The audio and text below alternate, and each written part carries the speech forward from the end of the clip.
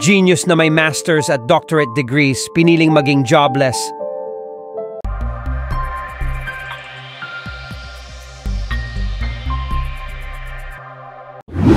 Siya ang tinaguriang China's youngest graduate student.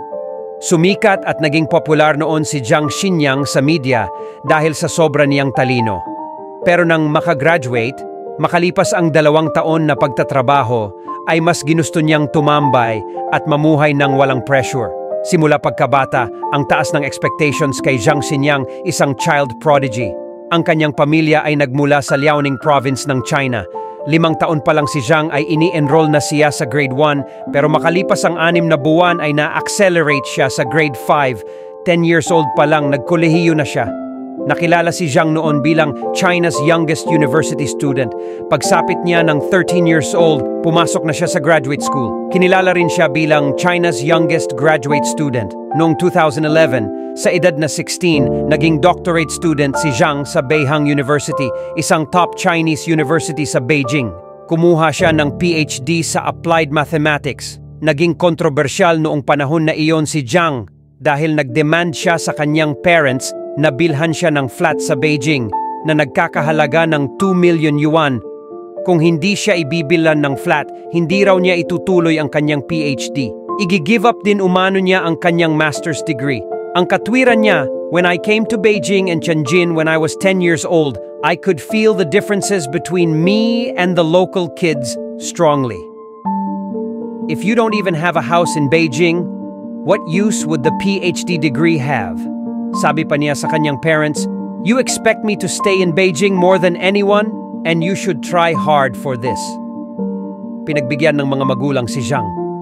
At that time, iniulat ng China Central Television na masayang-masaya ang binata dahil may sarili siyang apartment at opisyal nang nakarehistro bilang residente ng Beijing. Pwede na rin siyang maghanap ng trabaho. Isaan niya itong tagumpay. Ngunit nagbago ang pananaw niya sa buhay. Nakumpleto niya ang kanyang doctorate degree noong 2019.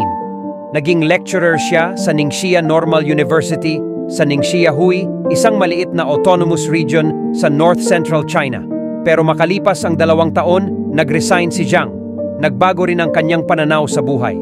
Mas ginusto niyang tumambay maghapon at magdamag. Sa ngayon, sa edad na 28, wala siyang full-time job. Kokonti na rin ang perang natitira sa kanyang bank account mula sa kinita sa pagtuturo. Ang siste, ang flat pala niya ay nirentahan lang ng kanyang parents. Nagsinungaling ang mga ito sa kanya.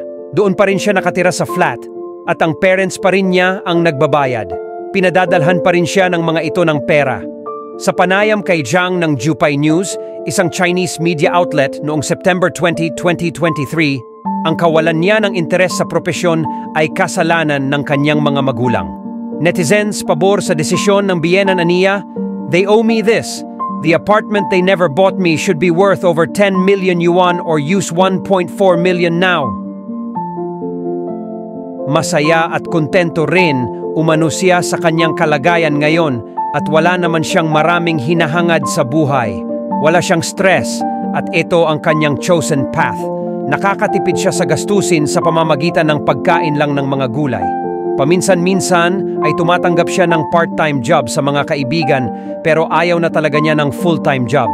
Napag-alaman na ang ama ni Jiang ay isa ring gifted child at bahagi sana ng first-generation graduates ng MBA program sa Renmin University pero hindi kinaya ng pamilya nito ang gastos. Para sa ama ng binata, ang anak sana niya ang magpapatuloy ng hindi nito na-achieve noon. Pero sambit ni Jiang, "My parents gave birth to me and imposed their dream on me, hoping that one day I would achieve what they wanted to gain in the past. They planned my life for me, trying to make me think that what they were leading me to do was what I wanted to do." Gusto niyang maging ordinaryong tao. Ang kontrobersyal na desisyon ni Jiang ay naging mainit na paksa ng talakayan sa Weibo, isang Chinese microblogging site. Ayon sa isang nagkomento, masyadong na-obsess ang parents ni Jiang sa kanyang pagiging genius kaya na-miss niya ang growing process sa natural na paraan. Pero may nagsabi ring sadya lang sigurong tamad si Jiang dahil adult na rin naman siya nang mag-give up. Arogante rin umano ito at walang respeto sa mga magulang.